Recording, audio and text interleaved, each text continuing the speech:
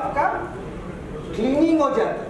और क्या होता है, कोई भी फूड पार्टिकल आपका वो मेटल का अंदर जाता नहीं। पहले जमाना में जो कढ़ाई होता था, नॉर्मल कढ़ाई, उसको जब आप मांजते थे, उसको जब क्लीनिंग करते थे, lot of holes were generated during the cleaning. तो आपका फूड का जो मसाला है, ये मसाला सब उसमें जाके चिपकता था, and you are getting lot of bad type of material in the food. Non stick में क्या होगा, nothing will stick. Non stick का नाम ही है नथिंग विल स्टिक। तो नॉन स्टिक का जो मटेरियल है वो आपका टेफ्लॉन होता है। टेफ्लॉन क्या करता है, नॉन स्टिक का पर्पस क्या है, फ्लेम में लगा दिया, high temperature. So temperature resist कौन कर रहा है, fluorine atom is resisting the temperature. So यहाँ पे भी वही है, फ्लोरीन एटॉम जो है वो आपका हाई टेम्परेचर रेजिस्टेंस देता है। इसीलिए ये polymer can withstand the temperature of 250 से 300 डिग्री तक चलता है। तो कहाँ पे एप्लीकेशन है, in the aerospace. Most of the aerospace application is done by. और यहाँ पे देखिए एपिक्लोरोहाइड्रिन, ये देखिए मेन चेन में आपको क्या दिखता है, सैचुरेटेड है। सैचुरेटेड है, ऑक्सीजन है और क्लोरीन एटॉम है। क्या होगा, सैचुरेटेड है तो कभी डिग्रेड नहीं होगा, और ऑक्सीजन और क्लोरीन एटॉम है। क्लोरीन एटॉम के कारण फ्लेम और फायर से बच सकता है, और ऑक्सीजन क्लोरीन के कारण लिटिल बिट ऑयल रेजिस्टेंस भी मिल जाएगा। Intermediate oil resistance you can get. Polymer का स्ट्रक्चर देख के आपको पता चल जाएगा पॉलीमर क्या देगा। यहाँ पे आपको क्या मिलेगा, ये जो है इसको बोलता है थायोक्लोर रबर या पॉलीसल्फाइड रबर। इसमें क्या दिख रहा है, ये main chain is saturated but main chain में सल्फर एटम है। सल्फर एटम होने का कारण क्या होगा, this rubber can give you chemical resistance, very good chemical resistance, but this rubber cannot withstand a temperature more than 100 degree. 100 degree से ज्यादा क्यों नहीं है, क्योंकि ये सल्फर बॉन्ड ब्रेक हो जाता है। above 100 डिग्री सेंटीग्रेड ये सल्फर बॉन्ड गेट्स ब्रोकन, सो आपका पॉलीमर का कैरेक्टर चेंज हो जाएगा। So the application is around 100 degree. ये जो है आपका एक्राइलिक रबर है, क्या दिखता है, मेन चेन इज सैचुरेटेड और आपका साइड चेन में ऑक्सीजन एटम है एंड क्लोरीन एटम। सो आपको क्या मिलेगा, फ्लेम रेजिस्टेंस मिलेगा and also you get the oil resistance. So ऐसा पॉलीमर जो सैचुरेटेड है, सैचुरेटेड होने से क्या होता है, saturated can give you the high temperature resistance, unsaturated can not give you the temperature resistance. So इसको आप 150 डिग्री तक यूज कर सकते हैं। तो ऑटोमोबाइल एप्लीकेशन में इस्तेमाल होता है। और ये जो है इसको बोलता है पॉलीयूरेथेन रबर। आज के दिन में ब्राइट वेज सर आप यूज करते हैं क्या, पॉलीयूरेथेन नहीं कर रहे हैं। पॉलीयूरेथेन क्या है, it is an excellent abrasion resistant material, excellent. आपका जूता खरीद के भूल जाओगे कब जूता खरीदा था, इसीलिए इन्होंने नहीं बनाते, क्योंकि अगर नहीं खरीदेगा इनको बेचेंगे कैसे दूसरा जूता, ठीक है ना। ये polyurethane is such a beautiful polymer. So polyurethane can give you. Why polyurethane rice rubber rollers are not successful? नहीं सर, वो एप्लीकेशन डिफरेंट है, क्योंकि क्या है उसमें जो राइस रोलर है, राइस रोलर में आपका ऑयल एंड वो सब रिक्वायरमेंट चाहिए, oil resistance and all those requirements हैं। Mostly they are using the NPR. Oil resistance more important. So ये आपका डिफरेंट दो स्लाइड है जिसमें सर ये स्लाइड हम इनको शेयर कर देंगे, लास्ट लेक्चर में भी हम दिया था, तो आप दे दीजिए। अभी देखिए ये आपका rheometer carb, very very important carb in the rubber industry. आप जब क्योर करते हैं ना, देखिए क्या है टेस्टिंग, मैं अभी टेस्टिंग का बात कर रहा हूँ।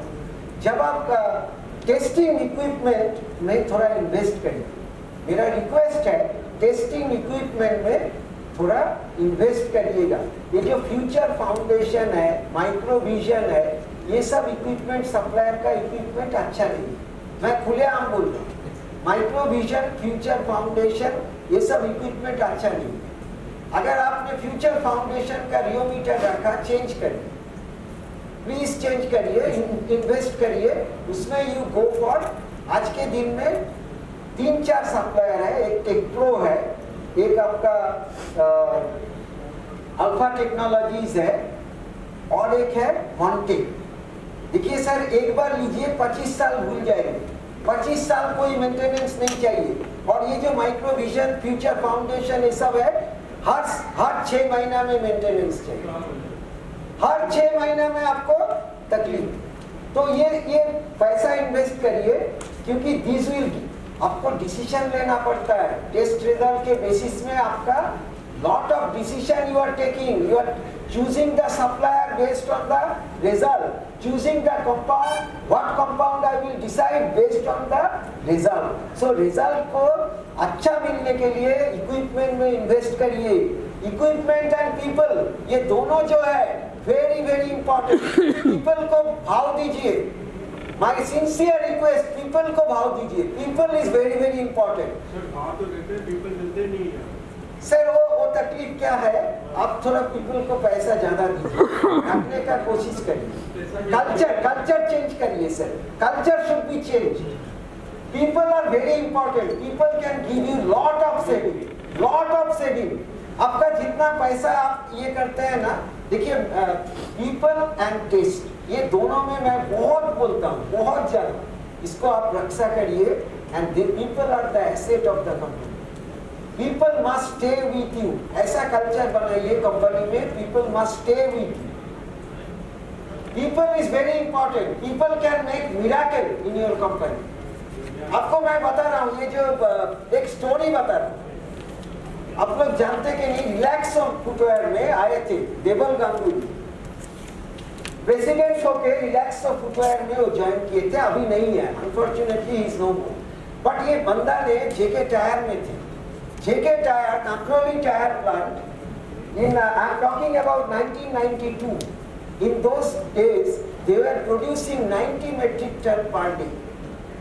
ये आदमी ने same capacity with reduced number of people, he reached the production level with the same machinery 270 metric ton per day. Just क्या idea था? Production incentive.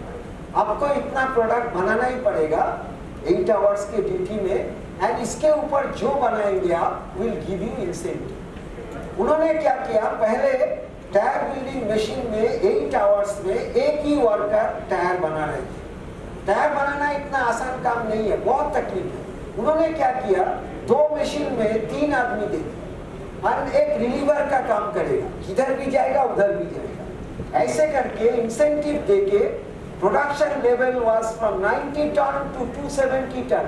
उन्होंने ज्वाइन किया था डेप्यूटी मैनेजर पोजीशन में। जब गए थे जेके टायर से, he was the director level, manufacturing director. क्या होता है अब मैं आपको बता रहा हूँ, सैलरी था डेप्यूटी मैनेजर लेवल में, may be he was getting 10-15 lakhs, and जब गए थे he was getting more than crore in a year. ये है पीपल का, ये वैल्यू है। पीपल क्या कर सकता है कंपनी में, क्या कल्चर चेंज कर सकता है, मैं एग्जांपल बता। And same is equipment. Equipment में सस्ता रोएंगे बार बार, महंगा रोएंगे एक बार, बस यही है। महंगा लीजिए equipment, you will sustain that for a long time. अच्छा, ये हम मटेरियल भी देखिए, मटेरियल क्या है in your industry, 65% cost is the material cost. आपका जो प्रोडक्ट है 65% cost is the material cost. Okay, so material देखिए, ये बोलना तो बहुत बड़ा टॉपिक है, 30 इयर्स का एक्सपीरियंस शेयर करना है। सो मटेरियल में आप ध्यान दीजिए, जो सप्लायर है उसको ध्यान दीजिए। 3 सप्लायर कोशिश करिए रखने का, मिनिमम 3 सप्लायर्स। जनरली हम लोग टायर कंपनी में 3 रखते थे, 3 सप्लायर, 2 तो रखिए, कभी भी एक के ऊपर डिपेंड नहीं करता, कभी भी नहीं। एक सप्लायर कभी भी नहीं, मिनिमम 2 होना चाहिए, क्योंकि एक कभी तकलीफ में पड़ गया, you will also be under problem. So minimum there should be 2 material supplier, कोई भी मटेरियल। अच्छा, इसमें बात करें पहले, वेरी इंपॉर्टेंट कार्ब है। यहाँ पे क्या है, ये रियोमीटर है, हर एक रबर इंडस्ट्री इस्तेमाल करता है। जियोमीटर में क्या होता है, ये आपका टाइम है, ये आपका टॉर्क है। Time and torque. टाइम है आपका मिनट या सेकेंड में एंड टॉर्क है डेसीमीटर मीटर में, न्यूटन मीटर। टॉर्क क्या होता है? Force into displacement. फोर्स है न्यूटन और डिस्प्लेसमेंट है मीटर, न्यूटन मीटर या डेसीमीटर मीटर। यहाँ पे क्या होता है, ये 0 मिनट टाइम, 0 मिनट में आपका रियोमीटर में लोडिंग हो जाता है, कंपाउंड लोड हो गया। कंपाउंड लोड हो गया, उसके बाद यहाँ पे कार 0 से ऊपर जाता है। ये क्यों ऊपर जा रहा है? क्यों ऊपर जा रहा है? Because the compound was at room temperature. वो रूम टेम्परेचर में था तो थोड़ा उसमें टफनेस था। अभी जब टेस्ट टेम्परेचर जब तक नहीं पहुंचा तब तक ये कार ऊपर गया। जैसे टेस्ट टेम्परेचर में पहुंचा तो सॉफ्ट हो गया। टेस्ट टेम्परेचर क्या है? 150 डिग्री है या 193 डिग्री है। उस टेम्परेचर में the compound has become soft. Soft होने से क्या होगा? ये आपका टॉर्क डाउन होगा। टॉर्क डाउन होकर एक मिनिमम लेवल में आ जाता है and that minimum level torque is called minimum torque. ML बोलता है, ML is the minimum torque. ML के बाद क्या होता है? एमएल के बाद आपका क्यूरिंग स्टार्ट होता है तो टॉर्क फिर से आप ऊपर जाना चालू होता है। जैसे जैसे क्यूरिंग हो रहा है, टॉर्क क्यूरिंग माने क्रॉसलिंक फॉर्मेशन हो रहा है। क्रॉसलिंग जैसे जैसे हो रहा है, सल्फर एक्सीलरेटर जैसे क्रॉसलिंग बढ़ रहा है तो आपका कंपाउंड का टफनेस बढ़ रहा है, रिजिडिटी बढ़ रहा है, तो टॉर्क भी ऊपर जा रहा है। टॉर्क ऊपर जाके मैक्सिमम लेवल में पहुंचेगा। मैक्सिमम लेवल में पहुंचने का बाद जब मैक्सिमम लेवल पहुंच गया, आपका प्रोडक्ट का क्यूरिंग खत्म कर देना चाहिए। मैक्सिमम जब अचीव हो गया उतना टाइम में आपका product curing must be completed. उसके बाद अगर आप क्योर करेंगे तो देयर में बी रिवर्शन और there may be marching. Marching and reversion. Marching किसका होगा? मार्चिंग होगा जो रबर में ब्यूटाडाइन फ्रैक्शन है, SBr, NBr, polybutadiene, all these rubber will march and जो isoprene containing polymer है NR, butyl, chlorobutyl, bromobutyl, polyisoprene, all will revert। Reversion का मतलब क्या है? रिवर्शन का मतलब है जितना प्रॉपर्टी आप अचीव किया था those properties are falling, those properties are now going down। and marching का मतलब क्या है? you have no control on the properties। मार्च कर रहे हैं, प्रॉपर्टी और बढ़ रहा है and you have no control, so both are not good, both are not good। and what is good? the good is the second one, the torque is remaining constant। torque remains constant, this incident is called plateau level, plateau। so plateau होता है हमारा desired property। plateau करना पड़ता है। plateau कैसे होगा? plateau अपना compound formulation design से होता है। प्लेटो अपने आप नहीं होगा, अपने आप तो आइदर मार्च करेगा या डाउन होगा, रिवर्शन होगा। सो प्लेटो तब होगा जब आपका फॉर्मुलेशन इसका लेंगे। ओके, SBr, NBr, Br वो मार्च करेगा and isoprene containing NR, IR, IIR, CIIR, BIIR all will revert. So ये जो टिप्स आपको मैं दे रहा हूँ ना, हमको सीखने में 30 साल लगा, आपको मैं दे रहा हूँ। प्लीज आप सुन के इसको हजम करिएगा। कौन मार्च करेगा? All Br containing polymers, Br, SBr, NBr। कौन फॉल करेगा? All isoprene containing polymers, IR, NR, CIIR, BIIR, ये सब। तो ये आपका इस कार्ड से है। इस कार्ड से क्या क्या मिलता है? जो मिनिमम टॉर्क है ml और मैक्सिमम टॉर्क उसको बोलते हैं mh। ml और mh वेरी इंपॉर्टेंट। ml क्या है? ml आइडिया देता है कंपाउंड विस्कोसिटी के बारे में। कंपाउंड का मूल विस्कोसिटी कितना होगा वो ml से पता चलता है। mh क्या देता है? mh can give you idea about the hardness and modulus of the compound.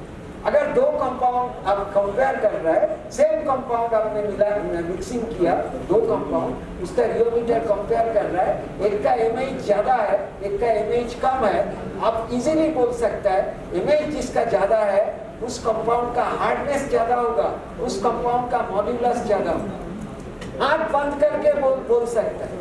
और ml में फर्क होने से क्या बोल सकता है? जिसका ml ज्यादा है उसका विस्कोसिटी ज्यादा होगा, मूली विस्कोसिटी ज्यादा होगा। अभी क्या है इसमें और क्या लेता है हम लोग? एक TS2 लेता है। TS2 क्या होता है? TS2 जो है वेरी इंपॉर्टेंट, समझना बहुत जरूरी है। TS2 क्या है? जो मिनिमम टॉर्क था, मिनिमम टॉर्क से 2 यूनिट टॉर्क राइज करने का जो time required to raise the torque 2 units from the minimum torque level, this time is called TS2। इसका मतलब क्या है? TS2 क्या बताता है आपको? You can get TS1 or TS2। अगर 1 unit increase हुआ from the minimum level, it is called TS1। अगर 2 यूनिट इंक्रीज हुआ TS2। ये क्या बताता है?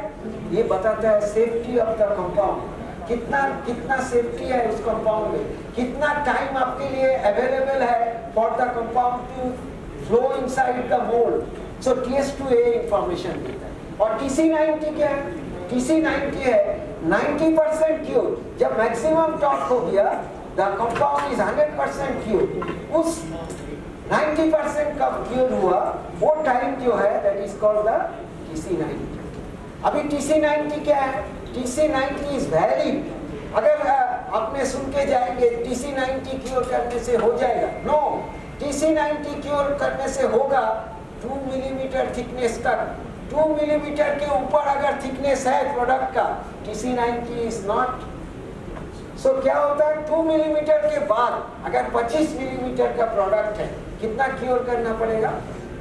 TC90 plus 23 minute. हर मिलीमीटर के लिए 1 मिनट एक्स्ट्रा, हर मिलीमीटर 1 मिनट एक्स्ट्रा। तो 25 mm माने 2 mm प्लस 23 mm। 2 mm के लिए TC90 एंड अनदर 23 मिनट्स। ये आपका इसको बोलता है टेक्निकल क्यू। Technical Q